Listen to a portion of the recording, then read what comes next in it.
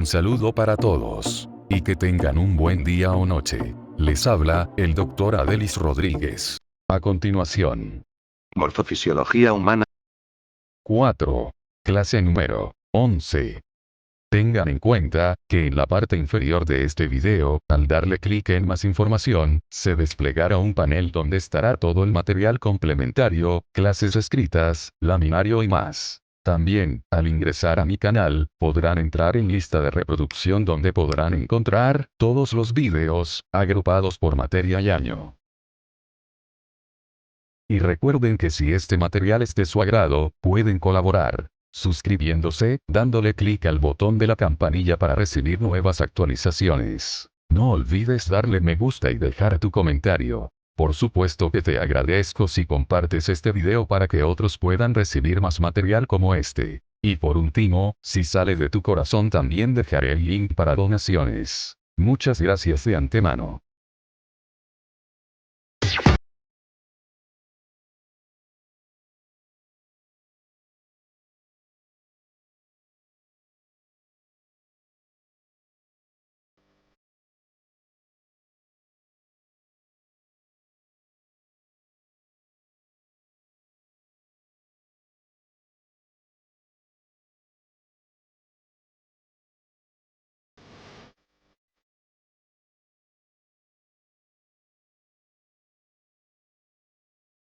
Saludos a todos.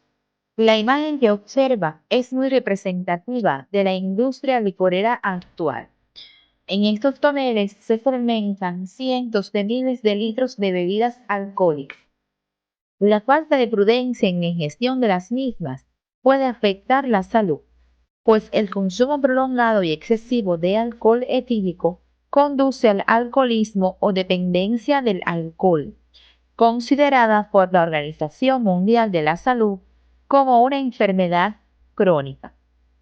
Dos órganos vitales experimentan los daños más intensos, el hígado y el páncreas, cuyas características morfofuncionales serán objeto de estudio en la actividad orientadora de hoy. Al concluir el estudio de estos contenidos, serán capaces de explicar las características morfofuncionales del hígado, las vías biliares y el páncreas exocrino, lo que les permitirá comprender los procesos de digestión, absorción y regulación de las funciones del tubo digestivo, así como interpretar las manifestaciones que se producen por alteraciones de la secreción pancreática y biliar. En la formación del hígado participan el divertículo hepático, que se forma como una evaginación de la porción distal del intestino anterior, y el septum transversum, placa de tejido mesodérmico situada entre la cavidad pericárdica y la futura cavidad abdominal. Las células del divertículo hepático proliferan intensamente y se introducen en el mesénquima del septum transversum, formando los cordones hepáticos, los que intersectan a las venas onfalomesentéricas y umbilicales y forman los sinusoides hepáticos. En la medida que los cordones hepáticos crecen y se introducen en el septum transversum, la comunicación del divertículo hepático con el intestino anterior se adelgaza, formando el conducto colédoco, en el que aparece una evaginación que forma la vesícula biliar. Los cambios de posición que experimenta el duodeno provocan que la desembocadura del colédoco, situada inicialmente en su cara anterior, pase finalmente a una posición medial. Los derivados definitivos del divertículo hepático son los hepatocitos, cuyo origen es endodérmico. Los mismos forman los cordones hepáticos, mientras que las células hematopoyéticas, las células de Kupffer y el tejido conectivo del hígado derivan del mesénquima del septum transversum.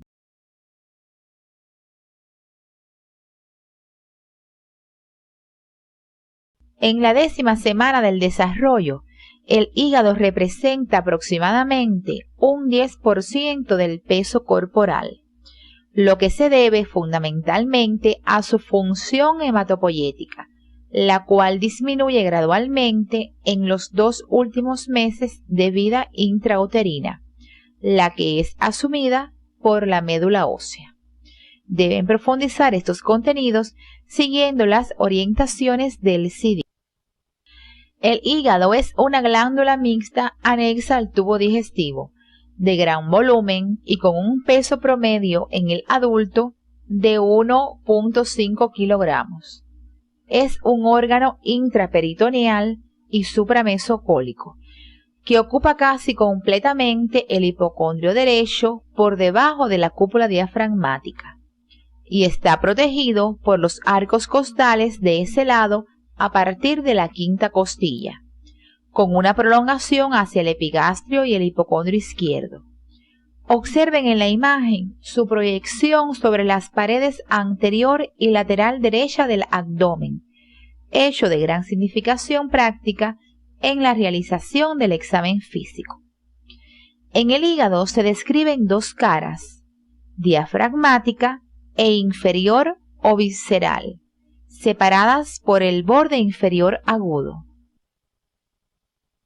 La cara diafragmática del hígado es extensa y convexa, con una superficie anterior, una lateral y otra posterior-superior.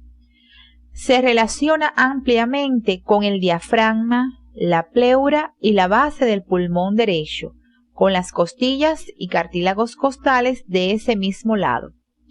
En ella se destaca la línea de fijación de los ligamentos falciforme y coronario, sitios donde el peritoneo visceral que reviste al órgano se refleja hacia la pared anterior del abdomen en el primer caso y hacia la cara inferior del diafragma en el segundo. El ligamento falciforme separa por esta cara los lóbulos derecho e izquierdo del órgano. La cara inferior, a diferencia de la diafragmática, presenta elevaciones y depresiones ocasionadas por su relación con órganos vecinos y surcos debidos a la localización de vasos sanguíneos y la vesícula biliar. Es característico en esta cara la presencia de 2 surcos longitudinales en sentido antero-posterior, comunicados entre sí por un surco transversal, formándose en conjunto una letra H mayúscula. El surco longitudinal izquierdo está ocupado en su parte anterior por los restos fibrosos de la vena umbilical, el ligamento redondo, y su parte posterior por los restos fibrosos del conducto venoso. El surco longitudinal derecho está interrumpido en su parte media por un puente de tejido hepático. Su parte anterior se denomina fosa de la vesícula biliar o cística, ocupada por esta estructura, y su parte posterior se denomina surco de la vena cava inferior. El surco transversal es profundo y se extiende de la fosa de la vesícula biliar al surco longitudinal izquierdo. Se denomina puerta o ilio y sirve de paso a los elementos del pedículo hepático. Este último está formado por la arteria hepática propia, la vena porta, el conducto hepático, los nervios y los vasos linfáticos. La presencia de estos surcos en la cara inferior delimita 4 lóbulos hepáticos. El lóbulo izquierdo, situado a la izquierda del surco longitudinal de ese lado. El lóbulo derecho, a la derecha del surco longitudinal de ese lado. El lóbulo cuadrado, entre ambos surcos longitudinales, por delante del surco transverso. Y el lóbulo caudado, entre ambos surcos longitudinales, por detrás del surco transverso. Esta lobulación es clásica en las descripciones anatómicas del órgano. pero es solo externa porque los patrones vasculares intrahepáticos se corresponden con la existencia de dos grandes lóbulos, derecho e izquierdo. El hígado es un órgano intraperitoneal, como se señaló anteriormente, pero con una pequeña superficie desprovista de peritoneo que coincide con el contorno del ligamento coronario. Esta superficie contacta directamente con el diafragma. Dada la situación y morfología externa del hígado, este tiene importantes relaciones topográficas con los órganos vecinos. Observen en esta imagen las relaciones del hígado con el estómago y el esófago, así como con el riñón, la glándula suprarrenal y la flexura cólica del lado derecho. Deberán precisar a través del estudio independiente las características de las relaciones topográficas del hígado por su cara inferior, lo cual les permitirá comprender mejor la presencia de las impresiones y elevaciones. Como órgano macizo, el hígado presenta estroma y parénquima. El estroma está constituido por cápsula, tabiques y armazón reticular. La cápsula es de tejido conectivo fibroso denso, denominada cápsula de Gleason. Los tabiques de tejido conectivo parten de la cápsula, dividiendo al órgano en lóbulos y lobulillos. En su espesor viajan vasos sanguíneos, linfáticos y conductillos biliares. Es necesario aclarar que en el humano los lobulillos no están bien definidos como ocurre en otros mamíferos. La armazón reticular está constituida por una trama fina de fibras reticulares en relación con los sinusoides. El parénquima lo forman diferentes tipos celulares, entre los que predominan los hepatocitos, además de los sinusoides y los canalículos biliares. Deben profundizar en los diferentes tipos celulares siguiendo las orientaciones del CD de la asignatura. Los hepatocitos generalmente son células poliédricas, con citoplasma acidófilo por la abundancia de mitocondrias y de retículo endoplásmico liso. El aparato de Golgi es muy desarrollado. Estas células presentan 6 o más caras. 2 de ellas están en contacto con los sinusoides a través del espacio de Dice, donde se encuentran las células de Kupffer, con funciones importantes de defensa. En estas caras, también denominadas absortivas, la membrana plasmática presenta microvellosidades. Las caras contiguas de los hepatocitos que delimitan el canalículo biliar, estructura que no posee pared propia, recibe el nombre de caras secretoras. Las caras restantes, donde la membrana plasmática muestra gran desarrollo de los medios de unión, reciben el nombre de caras de fijación. En esta microfotografía óptica de un corte de hígado pueden apreciar los hepatocitos dispuestos en cordones y entre ellos los sinusoides. Fíjense en su forma poliédrica y en las características tintoriales del citoplasma y de los núcleos. Estas células poseen una gran capacidad de división por mitosis, lo que le confiere al hígado poder regenerativo. Los hepatocitos se organizan dando lugar a estructuras denominadas lobulillos hepáticos clásicos, considerados como la unidad estructural del hígado.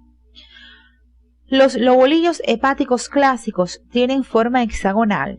En su centro se encuentra la vena centrolobulillar y en sus ángulos existen áreas ricas en tejido conectivo denominadas áreas portales o espacios porta, en los que se encuentran una rama de la arteria hepática, una rama de la vena porta y el conducto biliar, formando las tríadas portales. En la imagen pueden apreciar estas estructuras. Observen cómo los sinusoides se disponen entre las hileras de hepatocitos y desembocan en la vena centrolobulillar o vena central. Observen en esta imagen un lobulillo hepático clásico, su vena centrolobulillar y encerradas en círculos las áreas portales con sus tríadas.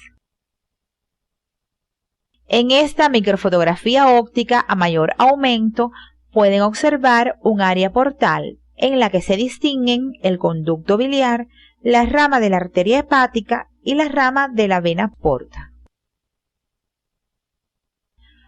Para comprender el funcionamiento del hígado es necesario conocer tres conceptos básicos de lobulillos hepáticos, los que se representan en este esquema. Como ya hemos expresado, el lobulillo hepático clásico es la unidad estructural del hígado y tiene forma hexagonal. El conocimiento de sus características morfológicas permite comprender el recorrido de la sangre y la bilis en el hígado, como veremos más adelante. El lobulillo portal se define como una región triangular delimitada por tres líneas imaginarias trazadas entre tres venas centrales y cuyo centro es un área portal, lo que determina que en el centro del lobulillo se encuentre el conductillo biliar.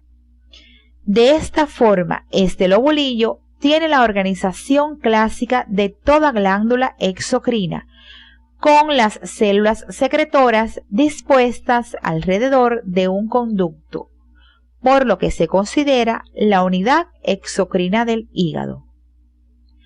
Por tanto, podemos decir que el lobulillo portal está formado por todos los hepatocitos que descargan su bilis hacia el mismo conducto biliar interlobulillar.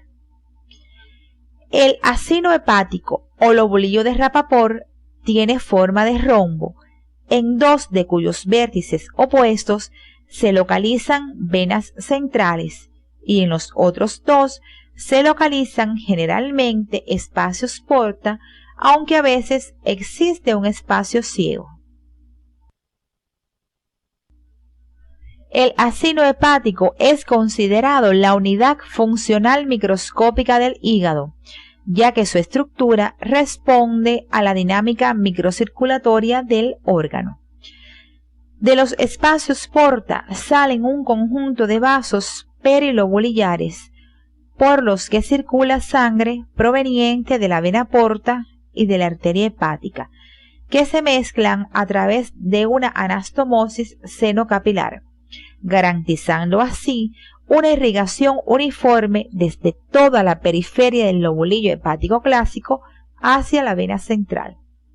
De esta forma se crean tres zonas metabólicas importantes llamadas por Rappaport: zona 1, que se corresponde con la periferia del lobulillo hepático clásico; la zona 3, más cercana a la vena central y se corresponde con el centro del lobulillo hepático clásico; y la zona 2, con una posición intermedia entre la 1 y la 3 y sin límites definidos. En su estudio independiente, interpreten el hecho de que los hepatocitos localizados en la zona 1 son las primeras células en regenerarse y las últimas en morir después de un daño circulatorio del órgano, y los localizados en la zona 3 son los primeros en sufrir necrosis en las mismas condiciones. Deben precisar qué importancia tiene este fenómeno para el metabolismo de los hepatocitos, siguiendo las orientaciones del CD de la asignatura. En esta esquematización de los vasos sanguíneos intrahepáticos se puede observar la entrada por el hilio de la vena porta y la arteria hepática propia, así como la disposición de sus ramos más finos por la periferia de los lobulillos hepáticos en el espesor de los tabiques de tejido conectivo, y las venas hepáticas formadas por la confluencia de vasos más finos a partir de las venas centrolobulillares drenan en la cava inferior. Los conductos biliares que acompañan a las ramificaciones vasculares son los primeros eslabones de las vías biliares a cuyas características morfofuncionales nos referiremos posteriormente. En este esquema que representa parte de un lobulillo hepático clásico, se muestra el recorrido de la sangre y la bilis en el hígado. Observen que la sangre representada con flechas rojas va por los sinusoides desde la periferia al centro del lobulillo hasta la vena centrolobulillar, mientras que la bilis representada con flechas verdes lo hace en sentido opuesto, desde el centro del lobulillo a través de los canalículos hasta los conductos biliares localizados en los espacios porta. Hasta aquí hemos analizado las características morfológicas macroscópicas y microscópicas del hígado que le permiten desempeñar múltiples funciones como las que se resumen a continuación.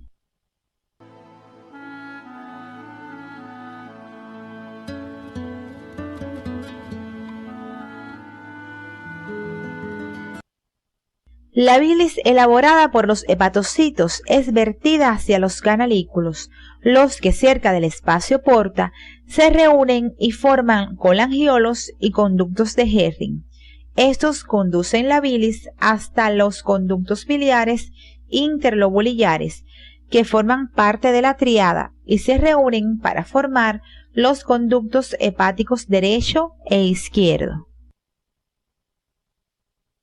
Los conductos hepáticos derecho e izquierdo, al atravesar el hilio del órgano, se unen y forman un conducto hepático común más grueso, ya con una trayectoria extrahepática que se sitúa por delante de la vena porta a la derecha de la arteria hepática. Después de un corto recorrido, al conducto hepático se le une el conducto cístico, continuación directa de la vesícula biliar, y se forma entonces el conducto colédoco. Este último, situado entre las dos hojas del omento menor, se dirige hacia abajo por detrás de la cabeza del páncreas, se une con el conducto pancreático principal y desemboca en la luz de la segunda porción del duodeno a nivel de la papila duodenal mayor. Observen en esta vista posterior del duodeno y una parte del páncreas la trayectoria del conducto colédoco. Observen en esta imagen la unión del conducto colédoco con el conducto pancreático principal, formando una dilatación denominada ampolla de Vater, inmediatamente antes de desembocar en la segunda porción del duodeno. En esta vista de la mucosa de la segunda porción del duodeno se puede ver con claridad la papila duodenal mayor, sitio de desembocadura de los conductos colédoco y pancreático principal. En este dibujo se muestra la disposición circular de fibras musculares lisas alrededor del conducto, formando a ese nivel el esfínter de Oddi. La vesícula biliar es una estructura hueca de 8 a 12 centímetros de longitud, dilatada en forma de pera, situada en la fosa del mismo nombre en la cara inferior del hígado y cubierta parcialmente por peritoneo. Tiene la función de almacenar temporalmente la bilis procedente del hígado y modificar algunas de sus cualidades físicas y químicas. Se divide para su estudio en 3 porciones: fondo, cuerpo y cuello. El fondo está orientado hacia abajo y hacia adelante y puede contactar con la pared abdominal anterior. El cuello se continúa con el conducto cístico mencionado anteriormente. Observen en esta otra imagen la coloración y los pliegues de la mucosa de la vesícula y del conducto cístico. A este nivel son frecuentes las litiasis como causas de disfunciones vesiculares y digestivas e incluso de cuadros graves que requieren de atención médica especializada. Esta imagen muestra un estudio contrastado de la vesícula biliar. Las vías biliares son estructuras tubulares con un patrón general de organización de su pared. Por su mayor significación nos referiremos a la vesícula biliar. Esta presenta 3 capas: mucosa, muscular y adventicia o serosa. La mucosa está revestida por un epitelio simple cilíndrico con microvellosidades, en cuya lámina propia en ocasiones se encuentran glándulas mucosas y tejido linfoide. La mucosa carece de muscularis mucosae. La capa muscular está formada por músculo liso dispuesto en varios planos, y la capa más externa de la vesícula es una adventicia en la parte que se adhiere al hígado y una serosa en el resto de su superficie. Deben profundizar en las características morfofuncionales de las vías biliares siguiendo las orientaciones del CD. La bilis juega un importante papel en la digestión y absorción de las grasas y comienza a producirse durante la vida prenatal.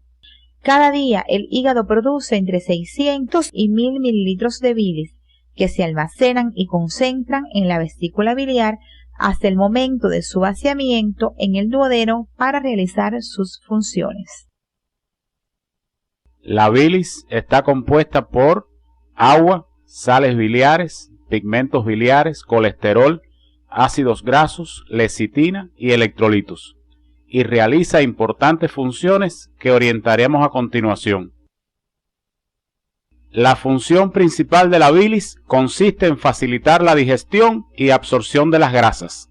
Esta función será detallada más adelante en el transcurso de la presente actividad. Además, a través de la bilis se excretan el exceso de colesterol y productos de desecho del metabolismo de la hemoglobina, como la bilirrubina, además de algunos medicamentos. La secreción de bilis por el hígado es estimulada por la hormona secretina que se produce a nivel del duodeno y aumenta el contenido de agua y bicarbonato de la bilis. El sistema nervioso parasimpático a través del nervio vago, el aumento del flujo sanguíneo hepático y algunas sustancias coleréticas como las sales biliares. La bilis se produce constantemente en el hígado y se almacena en la vesícula biliar hasta el momento de su vaciamiento, cuando por contracción del músculo liso de sus paredes pasa al duodeno a través del colédoco previa relajación del esfínter de Oddi. El vaciamiento de la vesícula es regulado por diversos mecanismos que veremos a continuación. Los mecanismos reguladores del vaciamiento de la vesícula biliar son humorales y nerviosos. El más importante es el humoral, por acción de la hormona colecistocinina, secretada por la mucosa del duodeno en respuesta a la llegada de grasas desde el estómago. Esta hormona estimula la contracción de la vesícula y la relajación del esfínter de Oddi, con lo que se produce su vaciamiento. La regulación nerviosa del vaciamiento de la vesícula depende de la inervación parasimpática que proporciona el nervio vago. Finalmente, debemos mencionar la existencia de algunas sustancias que al ser ingeridas estimulan el vaciamiento de la vesícula y reciben el nombre de colagogos. Ejemplos de ellas son las grasas y el chocolate. Otra glándula anexa al tubo digestivo es el páncreas, cuyas características morfofuncionales analizaremos a continuación. El páncreas se forma por 2 evaginaciones que se originan del intestino anterior, una en posición ventral y otra dorsal. Con la rotación hacia la derecha del duodeno, el esbozo pancreático ventral, representado en azul, se sitúa en posición posterior con respecto al duodeno y por debajo y detrás del esbozo dorsal, representado en marrón. Más tarde, Ambos esbozos y sus conductos se fusionan. Del páncreas ventral se forma el proceso unciforme y la porción inferior de la cabeza del páncreas. El resto de la glándula deriva del esbozo dorsal. La porción distal del conducto pancreático dorsal se une con el conducto pancreático ventral y forman el conducto pancreático principal. La porción proximal del conducto dorsal desaparece o persiste en forma de conducto pancreático accesorio. En ocasiones, los conductos no se fusionan y persisten en forma de un doble sistema. Como ya conocen, los islotes de Langerhans se desarrollan a partir del tejido pancreático parenquimatoso en el tercer mes y en el quinto comienzan a producir insulina, que tiene una gran importancia durante la vida fetal, pues actúa como hormona del crecimiento. Además, secreta glucagón y somatostatina. La malformación más frecuente en la formación de este órgano es el páncreas anular. En ocasiones, el esbozo ventral del páncreas tiene dos componentes, uno derecho y otro izquierdo.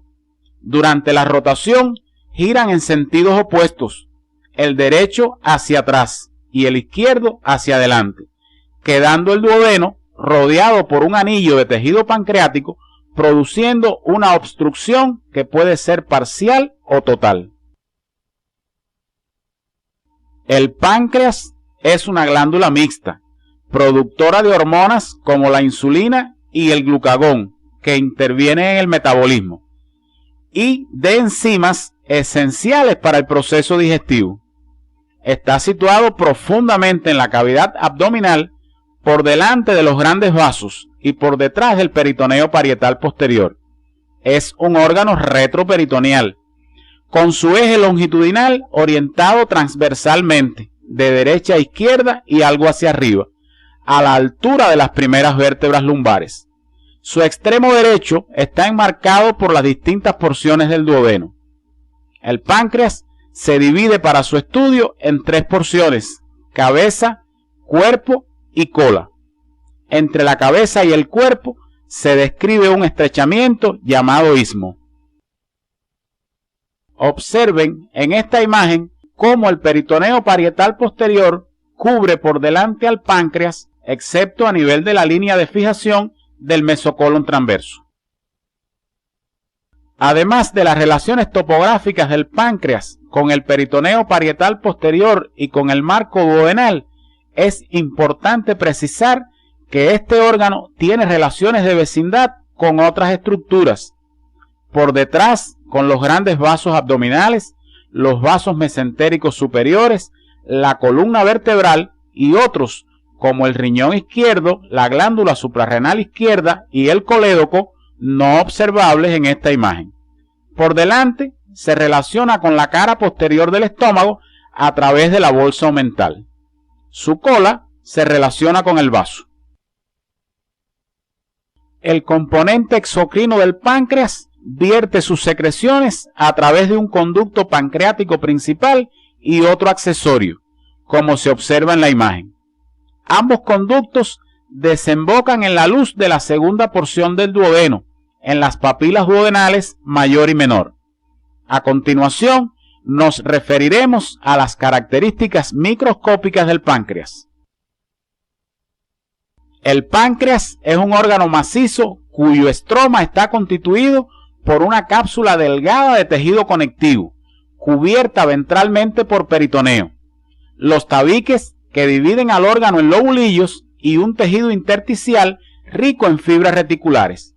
Por su parte, el parénquima está formado por los acinos pancreáticos, los islotes de Langerhans ya estudiados y los conductos excretores. En la imagen se observan los lobulillos pancreáticos separados por tabiques de tejido conectivo. Además, se distinguen las unidades secretoras. El páncreas exocrino es una glándula túbulo-acinar compuesta. Las unidades secretoras o acinos pancreáticos constituyen la mayor parte del órgano. Estas son de tipo seroso. Sus células secretan enzimas digestivas. La secreción endocrina, como ya conocen, es producida por los islotes de Langerhans. El sistema de conductos del páncreas se inicia en los conductos intercalares que se localizan dentro del acino y están formados por células centroacinares.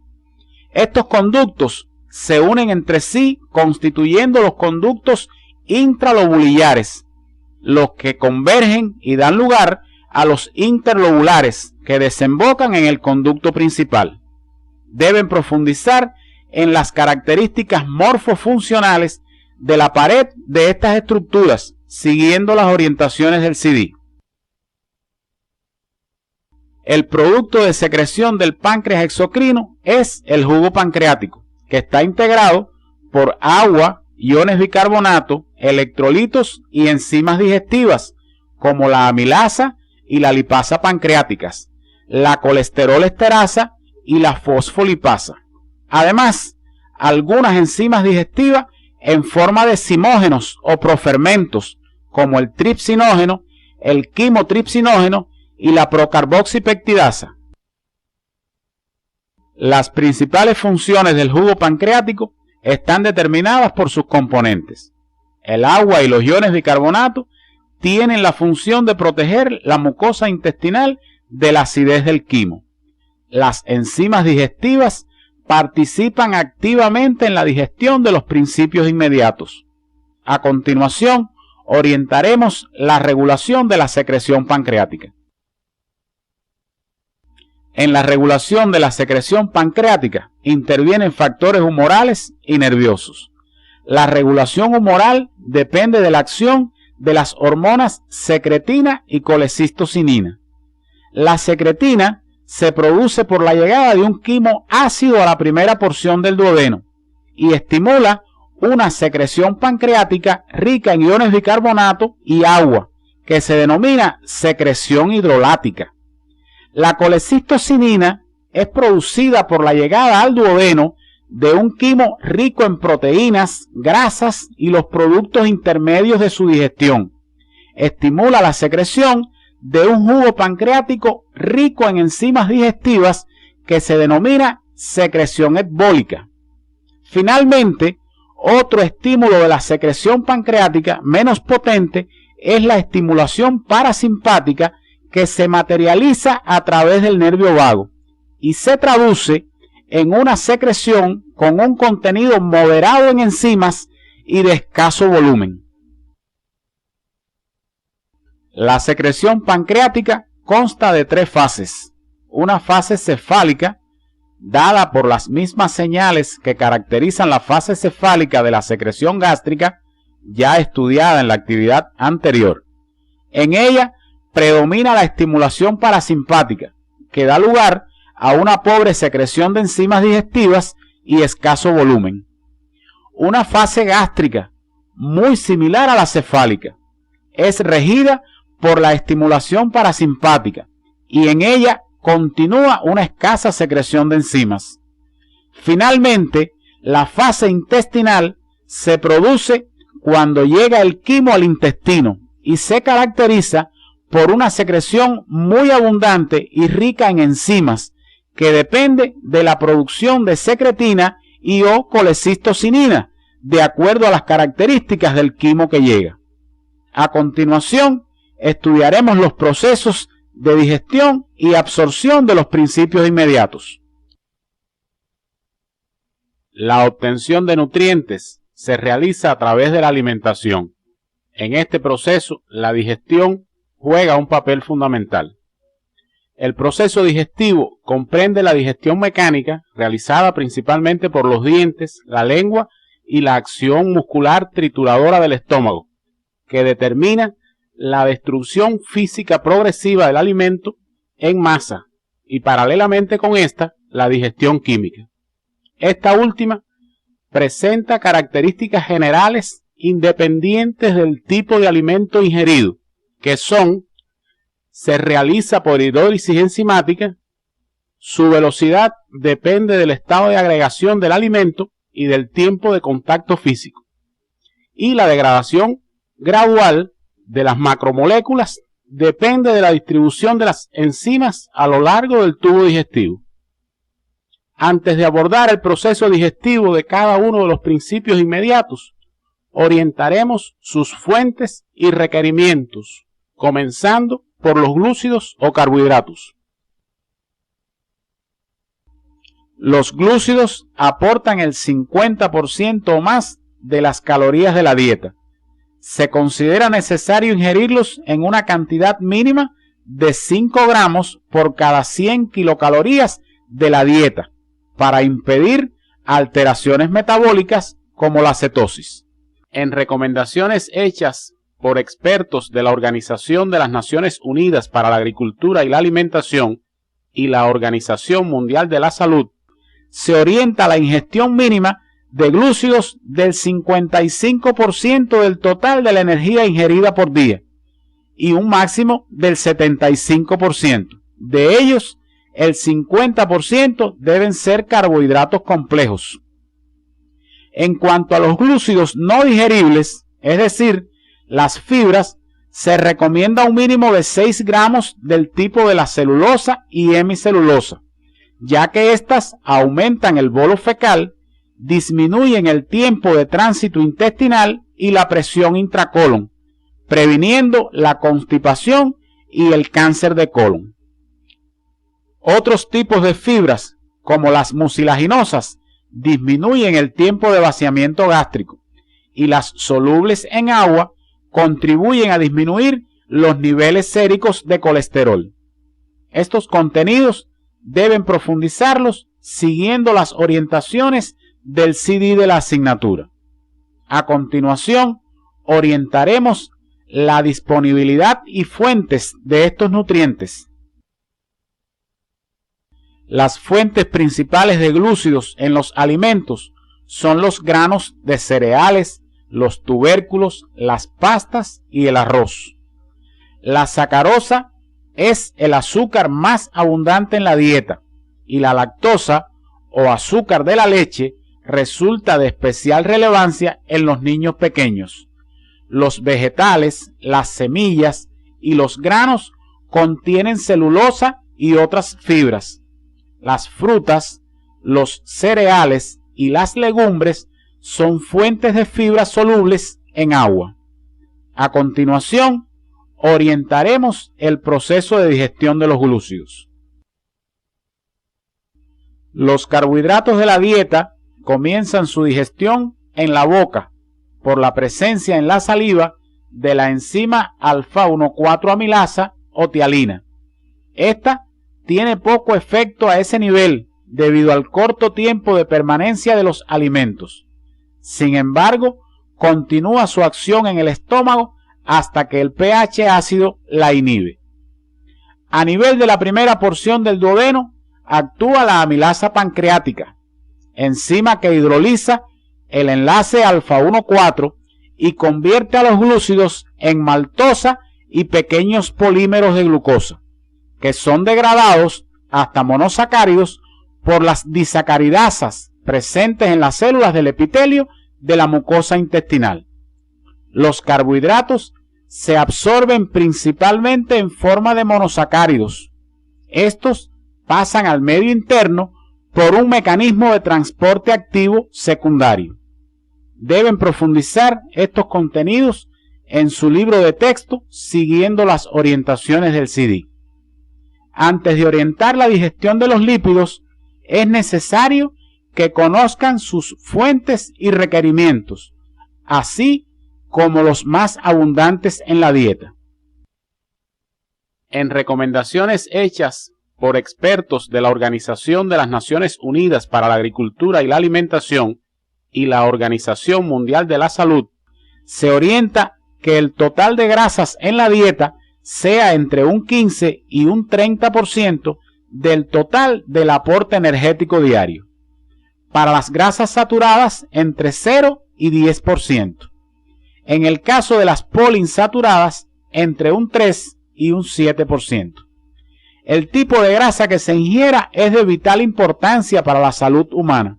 Así, se ha demostrado que las saturadas aumentan los niveles plasmáticos de colesterol y con ello el riesgo a padecer enfermedades vasculares, mientras que la ingestión de ácidos grasos insaturados de los tipos omega 3 y 6 tienen el efecto contrario. A continuación, orientaremos la disponibilidad y diferentes fuentes de los lípidos de la dieta. Los principales lípidos de la dieta son los triacilgliceroles y en menor cuantía colesterol, fosfoglicéridos y otros. La mayoría de los alimentos, tanto animales como vegetales, contienen algún tipo de grasa en cantidad variable. Los aceites de pescado son ricos en ácidos grasos de la serie omega 3, mientras que los aceites vegetales son ricos en ácidos grasos de la serie omega 6, especialmente el ácido linoleico. A continuación, orientaremos el proceso de digestión de los lípidos. Aunque se describe la presencia de una lipasa que actúa a nivel del estómago, la digestión de las grasas tiene lugar esencialmente en el intestino delgado. El primer paso de la digestión es la emulsión, estabilizada por las sales biliares y la lecitina presentes en la bilis. Estas sustancias disgregan las partículas de grasa y favorecen la acción de las enzimas lipasa pancreática, colesterol esterasa y fosfolipasa, que las convierten en ácidos grasos y monoglicéridos. Se señala además la presencia de una lipasa intestinal en los enterocitos de la mucosa, cuya función carece de importancia. Después de penetrar en la célula epitelial, los ácidos grasos y monoglicéridos son captados por el retículo endoplásmico liso, donde forman nuevos triglicéridos que viajan con los kilomicrones de la linfa para desembocar en el torrente circulatorio a través del conducto torácico. Deben profundizar en el mecanismo de absorción de las grasas siguiendo las orientaciones del CD de la asignatura. Por su importancia, veremos algunos aspectos de la acción de las sales biliares en la digestión y absorción de los lípidos. Las sales biliares son sintetizadas por el hígado en forma de ácidos biliares y vertidas por la bilis hacia el duodeno. Debido a su carácter anfipático, son capaces de formar micelas, que son partículas coloidales que presentan su porción polar orientada hacia el agua y su porción apolar rodeando las gotas de grasa, lo que les permite estabilizar la emulsión formada previamente por acción de los movimientos peristálticos intestinales. Esta propiedad que poseen las sales biliares de estabilizar las emulsiones se conoce como acción detergente. Otra función de las micelas es activar la enzima lipasa. Durante la absorción, estas micelas rodean los productos hidrofóbicos de la digestión, lo que les permite atravesar la capa de agua inmóvil que rodea la mucosa intestinal e incorporarse al interior de la misma, donde ocurre posteriormente una resíntesis de lípidos complejos formándose los kilomicrones que se expulsan por exocitosis hacia la linfa. Los requerimientos de proteínas del organismo están dados por la necesidad de los aminoácidos contenidos en ellas. La ingestión de proteínas es importante tanto desde el punto de vista cuantitativo como cualitativo. Es decir, el hombre necesita ingerir diariamente cantidades mínimas de proteínas. Estas deben contener además los aminoácidos esenciales que el organismo, al no sintetizarlos, debe adquirir por la dieta. Los requerimientos proteicos dependen de diversos factores, como son la ingestión total de calorías, ya que cuando estas no son suficientes, las proteínas pueden utilizarse como fuente de energía, la edad, en las etapas de crecimiento, se requiere de un mayor aporte de proteínas. La actividad física, pues en determinadas circunstancias, aumentar el consumo de proteínas, como es el caso de los atletas. El embarazo y la lactancia implican necesidades suplementarias de proteínas. El calor, el cual puede incrementar la pérdida de nitrógeno, sobre todo en individuos no aclimatados, y en determinados estados patológicos que impliquen pérdida de nitrógeno y por tanto aumento del consumo de proteínas. A continuación, orientaremos el proceso de digestión de las proteínas. La digestión de las proteínas comienza en el estómago por acción de la pectina, enzima secretada en forma de profermento que es activado por el ácido clorhídrico. La acción de esta enzima sobre las proteínas las convierten en residuos de 8 a 10 aminoácidos. Luego, a nivel del duodeno, actúan las enzimas proteolíticas pancreáticas, tripsina, quimotripsina y carboxipeptidasa, que las convierten en polipéptidos y aminoácidos. A nivel del borde en cepillo de la mucosa del intestino delgado se encuentran las peptidasas, que las degradan hasta aminoácidos, forma en que se absorben las proteínas por un mecanismo de transporte activo secundario. Al finalizar esta actividad orientadora, arribamos a las siguientes conclusiones.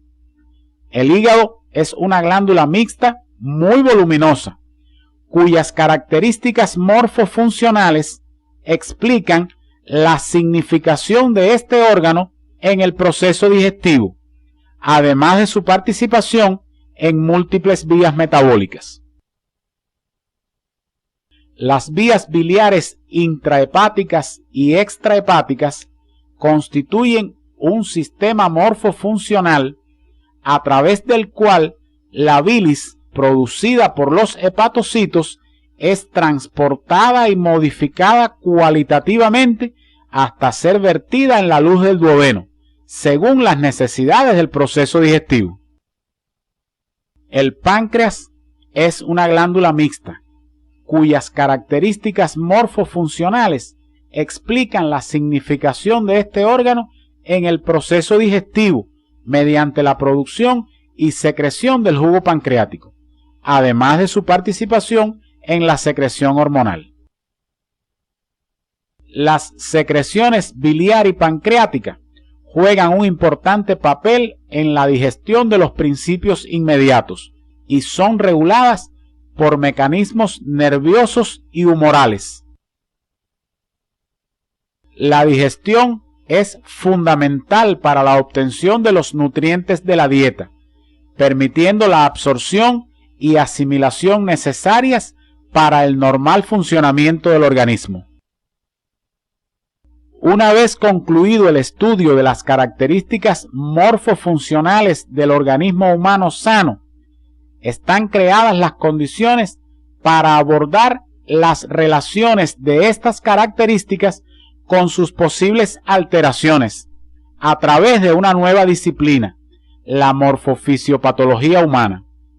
Si los conocimientos adquiridos se convierten en bases científicas para la comprensión de los nuevos contenidos, entonces se habrán logrado los objetivos generales de la morfofisiología humana.